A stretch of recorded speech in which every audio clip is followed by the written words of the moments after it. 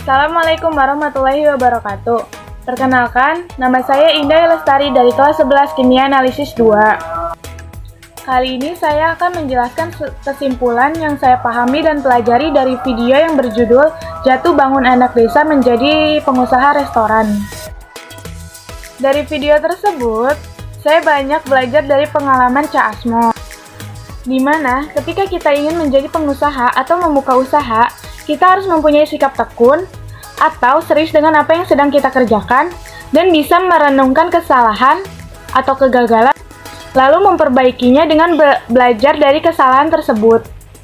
Seperti cerita Cak Asmo, di mana awal mula beliau merantau, berjualan bakwan selama 2 bulan, tetapi tidak ada kemajuan atau hasil apapun.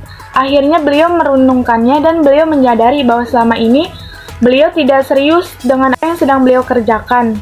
Dari situ, beliau mulai belajar untuk serius. Ketika saya numpang di rumah saudara saya masih belum terlalu serius dalam bekerja. Tapi gimana ya mas? Saya udah berusaha tapi belum ada hasilnya mas. Yang penting, kamu tuh harus keras dan ulet. Ingat itu kok. Ya kalau sukses. Ya, wis. Dan perkataan itu yang sangat menyentak saya sehingga saya berpikir apa yang saya lakukan selama ini belum maksimal. Dari situ juga beliau mulai belajar untuk mengasah skillnya dengan cara meminta kakaknya untuk mengajarinya bagaimana cara berjualan dan bagaimana cara memasak.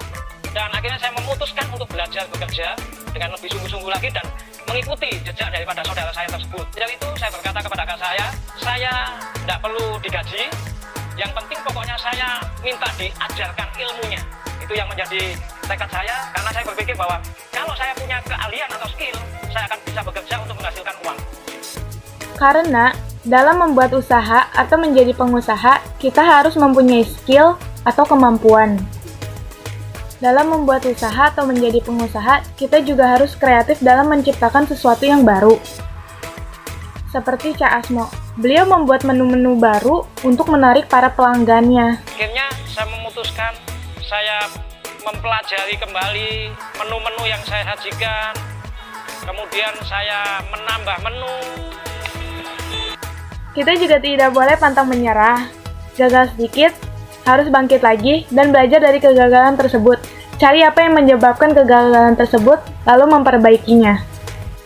Dan yang paling penting, kita harus melibatkan Tuhan dalam segala hal. Karena Tuhanlah yang berperan penting dalam hidup kita dan Tuhan juga yang dapat merubah segalanya. Seperti cerita Cak Asmo, beliau selalu melibatkan Tuhan dalam hal apapun. Contohnya, yang pertama, beliau meminta petunjuk Tuhan untuk melanjutkan kontrakan ruko tersebut atau tidak. Tahu, ibu sama keluarga mau pindah keluar kota. Tempat ini mau ibu over kontrak sama orang lain. Tapi kalau Mas Asmo bisa, Mas Asmo aja terusin kontrakannya. Kalau misalnya Mas Asmo nggak sanggup, biar ibu over ke orang lain. Gimana ya bu? Bisa nggak bu kasih waktu saya 3 hari untuk mikir bu? Nanti secepatnya bakal saya kabarin ibu kok. Ya udah deh, saya tunggu kabarnya ya Mas Asmo. Secepatnya. Iya bu. Dan hal itu bukan perkara yang mudah bagi saya. Tetapi dalam situasi yang seperti ini kembali saya berdoa, minta kepada Tuhan. Beliau juga meminta bantuan Tuhan ketika usaha beliau terjadi penurunan. Karena jualannya enggak terlalu laku. Saya kembali berdoa. Tuhan, bantu aku ya Tuhan, supaya aku bisa mengelola usaha ini Tuhan. Minta hikmat Tuhan bagaimana bukan hanya mengelola yang sudah ada, tetapi dengan cara bagaimana supaya terjadi peningkatan penjualan. Dari penjelasan tadi, kita dapat simpulkan bahwa untuk membuka usaha atau menjadi pengusaha, kita harus mempunyai sikap tekun atau serius apa yang sedang kita kerjakan. Harus mempunyai skill, belajar untuk menggali lebih dalam skill kita, pantang menyerah, harus kreatif, merenungkan kegagalan, belajar dari kegagalan, mencari penyebab kegagalan dan memperbaikinya. Dan yang paling penting, melibatkan Tuhan dalam segala hal. Oh iya, dengan kita membuka usaha, kita dapat membantu perekonomian keluarga dan membuka lapangan pekerjaan bagi banyak orang. Kehidupan bukan tergantung pada nasib, tetapi bagaimana usaha dan kerja keras kita disertai dengan Tuhan, sehingga nasib inilah yang berubah dengan cara yang luar biasa. Sekian kesimpulan yang saya dapat dari video tersebut. Kurang lebihnya mohon maaf. Wabillahi taufiq wal hidayah.